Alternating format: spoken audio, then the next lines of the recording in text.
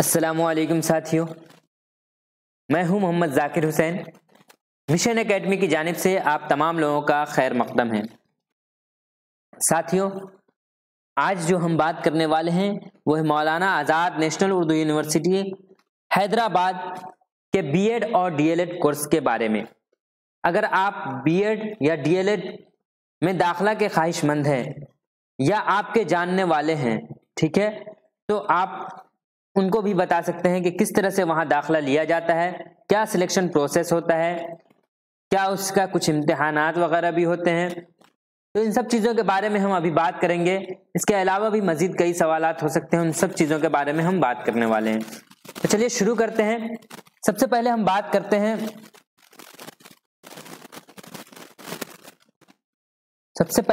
करते हैं exam type के, कि एग्ज़ाम किस तरह का होता है वहाँ।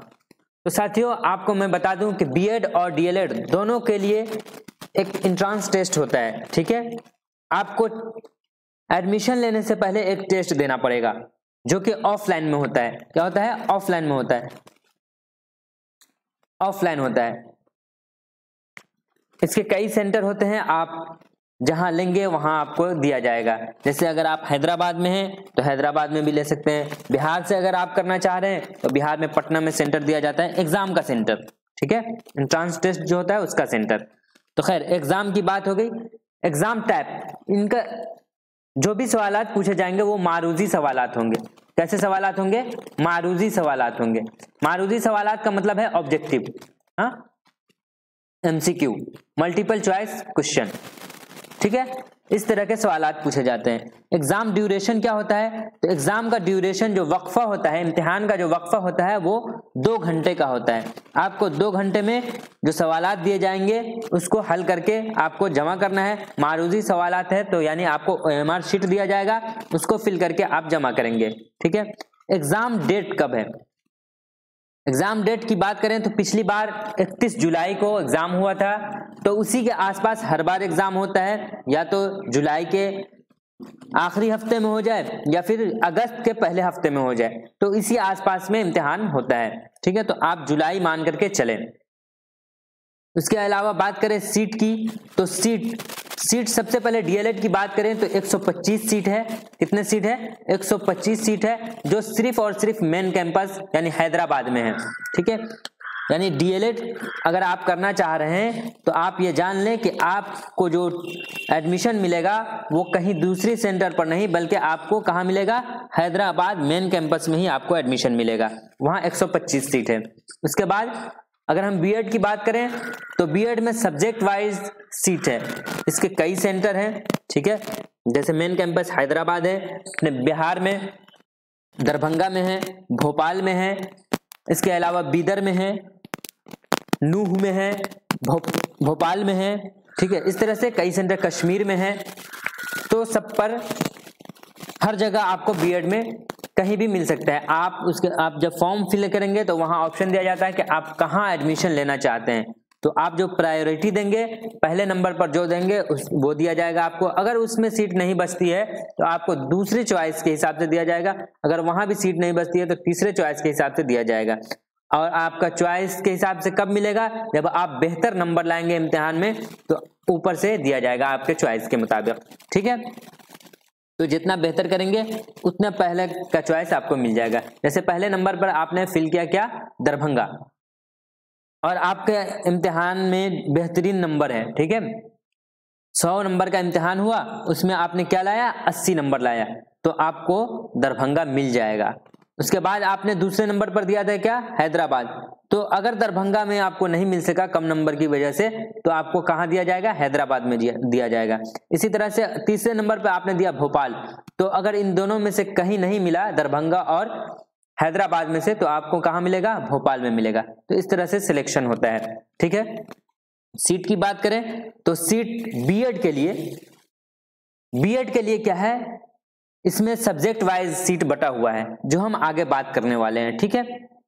जब हम सिलेबस की बात करेंगे तो इसको हम बता दे रहे हैं। उसके बाद सिलेक्शन प्रोसेस आपने समझ लिया कि किस तरह से होता है। एंट्रेंस टेस्ट के बेस पर होगा, आपसे जो एंट्रेंस टेस्ट लिया जाएगा, आपका जो रिजल्ट आएगा उस बेस पर होगा। आपके जितने अच्छे नंबर आप हासिल करेंगे उस एतबार से आपका पहले सिलेक्शन होगा। 3 से 4 लिस्ट आता है, ठीक है, सिलेक्शन फर्स्ट, सिलेक्शन सेकंड, इस तरह से लिस्ट 1 लिस्ट 2 करके आता है। तो 3 लिस्ट तो आता ही है, कभी कभी चौथा आता है, वरना 3 लिस्ट तक खत्म हो जाता है। तो आप 3 लिस्ट के चक्कर में ना रहें, बल्कि कोशिश ये करें कि आपका पहले लिस्ट में नाम आ जाए, ठीक है। तो इसके लिए अच्छी तैयारी करनी पड़ेगी, है ना, इसके लिए अच्छी तैयारी करनी पड़ेगी। तो आपने ये सब चीज समझ लिया कि एग्जाम टाइप किस तरह का होता है, एमसीक्यू होता है। उसके बाद एग्जाम ड्यूरेशन 2 आवर्स का होता है। उसके बाद एग्जाम डेट लगभग जुलाई, मान लीजिए आपको जुलाई में एग्जाम होगा। उसके अलावा सीट जो है वो सीट डीएलएड के लिए 125 है, और बीएड का मैं अभी बता रहा हूं। सिलेक्शन प्रोसेस किस तरह से होगा, एंट्रेंस टेस्ट के जरिए, ईटी के जरिए, ठीक है। ये सब चीजें आपने समझ लिया। अब हम बात करते हैं सिलेबस के ऊपर। इसका सिलेबस क्या है, देखिए सिलेबस में हम सबसे पहले अगर बात करें डीएलएड के बारे में, ठीक है, डीएलएड के बारे में अगर हम बात करें तो उसका सिलेबस आप देख लीजिए।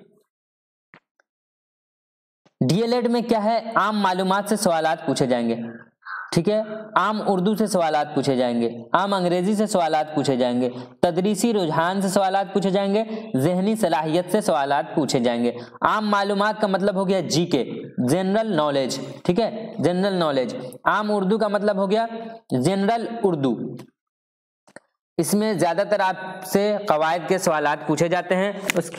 उसके अलावा उर्दू अदब के सवालात पूछे जाते हैं। उसके बाद आम अंग्रेजी यानी जनरल इंग्लिश की बात करें तो इसमें भी ज्यादातर ग्रामर से सवालात पूछे जाते हैं, ठीक है। उसके अलावा एक दो दूसरे सवालात भी पूछे जाते हैं।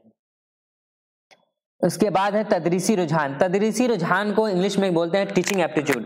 टीचिंग एप्टीट्यूड में किस तरह के सवालात पूछे जाते हैं, उसमें आप बच्चों को किस तरह से पढ़ाएंगे, बच्चों को किस तरह से पढ़ाएंगे। आपके पास अगर कोई कंडीशन होगा तो आप उसको किस तरह से संभाल पाएंगे, उसको किस तरह से आप हैंडल कर पाएंगे, ठीक है। उसके बाद आपसे पूछा जाएगा ज़हनी सलाहियत। ज़हनी सलाहियत से मुराद क्या है, मेंटल एबिलिटी यानी रीजनिंग, मेंटल एबिलिटी यानी रीजनिंग के सवालात आपसे पूछे जाएंगे। ये जो 5 चीजें मैंने बताया वो डीएलएड में और बीएड में दोनों में पूछा जाता है, लेकिन दोनों में फर्क यह है कि परसेंटेज कम और ज्यादा है। अब हम बात करते हैं किस चीज के बारे में, डीएलएड में आम मालूमात जो है यानी जनरल नॉलेज 20 नंबर यानी 20%, जितने नंबर उतने परसेंट, क्योंकि कुल नंबर आज 100 हैं तो जितने नंबर उतने परसेंट।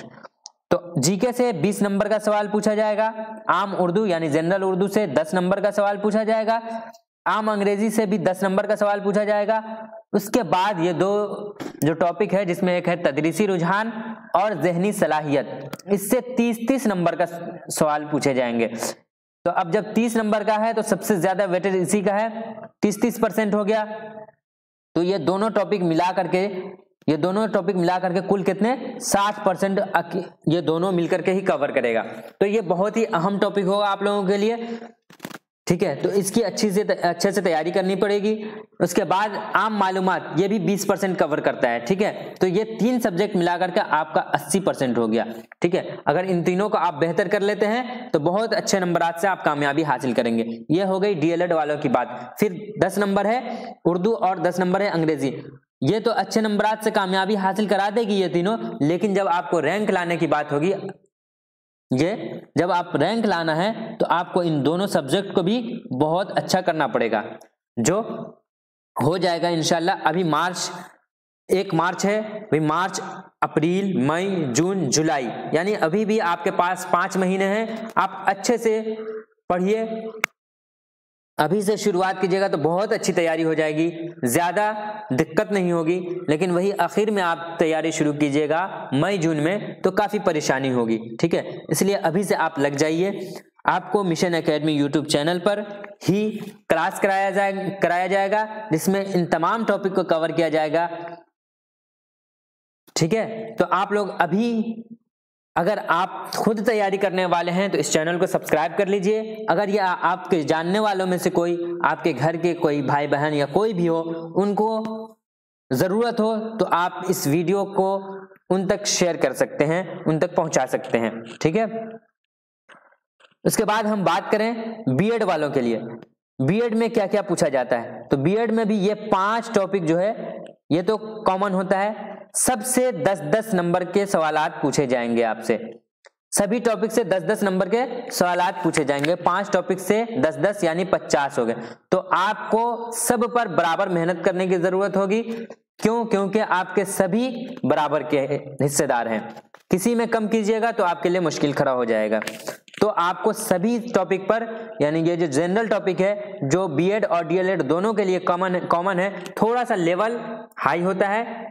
ठीक है, बीएड वालों का थोड़ा सा, ज्यादा नहीं, थोड़ा सा लेवल हाई होता है, जो हम लोग कवर कर लेंगे साथ में। बीएड और डीएलएड दोनों का एक साथ कवर करेंगे। बिल्कुल बेसिक से शुरू करेंगे और एडवांस तक जाएंगे, जहां तक मौलाना आजाद नेशनल उर्दू यूनिवर्सिटी में पूछा जाता है, जिससे आपका डीएलएड भी कवर हो सके और बीएड भी कवर हो सके। ठीक है, तो आप लोग बिल्कुल घबराइएगा नहीं। इसी मिशन एकेडमी यूट्यूब चैनल पर आपकी तैयारी कराई जाएगी और अच्छी तैयारी कराई जाएगी। उसके बाद हम बात करते हैं, ये तो 50 नंबर का हो गया।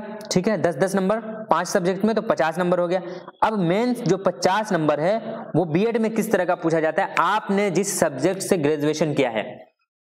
जैसे कि आपका अगर ग्रेजुएशन में उर्दू ऑनर्स रहा है तो आपका मेन पेपर जो 50 नंबर का होगा, उससे वो उर्दू का जो होगा वो 50 नंबर के सवालात उससे आएंगे।